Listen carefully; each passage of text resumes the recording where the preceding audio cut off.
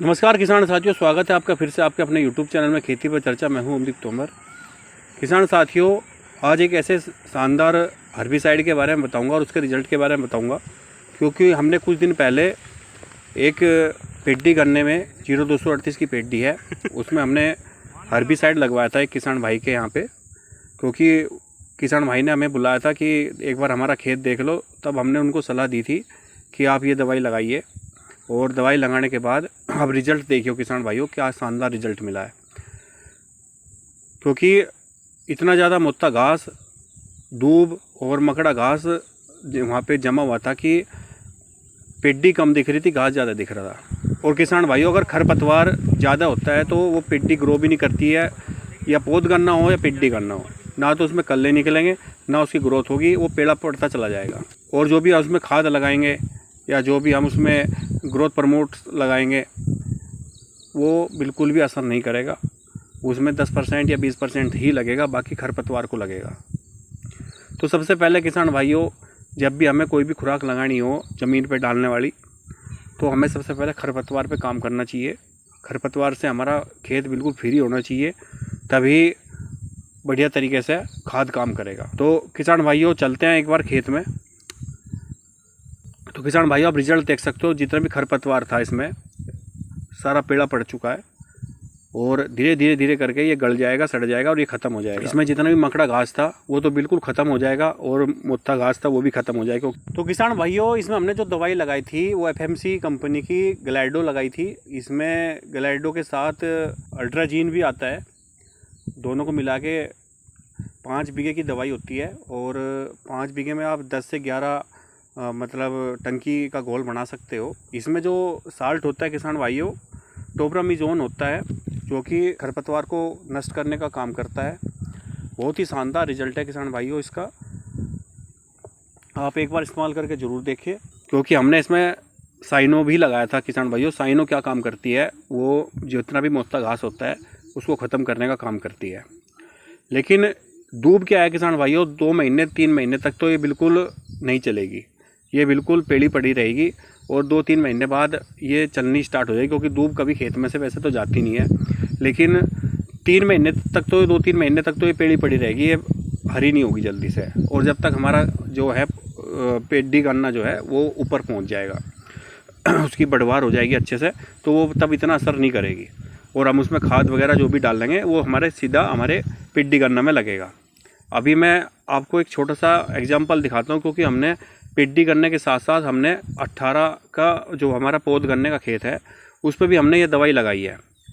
तो किसान भाइयों, 0118 पौध गन्ने के खेत में बहुत ज़्यादा खरपतवार था, और तरह तरह के खरपतवार था उसमें। तो हमने किसान भाई को ये भी सजेस्ट किया था कि आप उसमें भी ये लगा दो।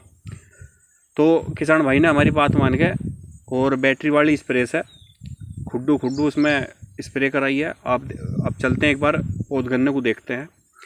तो अभी हम पौध गन्ने में आ गए किसान भाइयों। ये आप देख सकते हो 0118 पौध गन्ने का खेत है, और इसमें इतना खरपतवार था किसान भाइयों कि इसमें जितना भी पौध गन्ना था, कुछ मतलब कहीं भी पौधा नहीं दिख रहा था, सभी में खरपतवार ही खरपतवार दिख रहा था। इसमें मकड़ा घास था, मोटा घास भी था, और कहीं कहीं पे दूब भी थी। इसमें एक चौड़ा पत्ते का खरपतवार आता है जिसे 60 भी बोल देते हैं, वो भी था इसमें। तो तरह तरह के खरपतवार भी थे। तो आप देख सकते हो किसान भाइयों, बिल्कुल खेत क्लीन हो चुका है। और हमने इसमें 2 पानी दिए हैं। पहला पानी में जब नमी थी, नमी पे पैर टिकने पे हमने इसमें ये दवाई लगाई है। क्योंकि ये दवाई तभी असर करती है किसान भाइयों जब हम नमी पे लगाएंगे। आपने अपने खेत को पानी दे दिया है, पानी देने के बाद जब आपके पैर टिकने शुरू हो जाए तब ये दवाई लगानी है, और दवाई लगाने के 4-5 दिन बाद फिर दूसरा पानी देना है, तब जाके ये बहुत अच्छे तरीके से काम करेगी। तो आप देख सकते हो किसान भाइयों कि कहीं से कहीं लोग भी किसी भी पौधे में कोई भी बुरा असर नहीं है। और कल्ले की बात करूं तो किसान भाइयों, इस दवाई से इस पौध गन्ने में बहुत सारा फुटाव चालू हो चुका है। आप देख सकते हो कि किस तरह से, देखो 4 से 5 कल्ले निकल रहे हैं। 18 में इतना ज़्यादा फुटाव नहीं होता है, लेकिन इस दवाई के मारने से इस 18 के खेत में 4 से 5 कल्ले निकलने शुरू हो चुके हैं। जैसे मैंने आपको बताया कि बढ़त रुक जाती है 10 से 12 दिन, और 10 से 12 दिन जब बढ़त रुकेगी, नीचे से गर्माहट बनेगा, तो 110% कल्ले निकलेंगे ही निकलेंगे किसान भाइयों। तो आप देख सकते हो कि कितना शानदार फुटाव हो रहा है, और ये खेत बिल्कुल भर चुका है धीरे धीरे करके।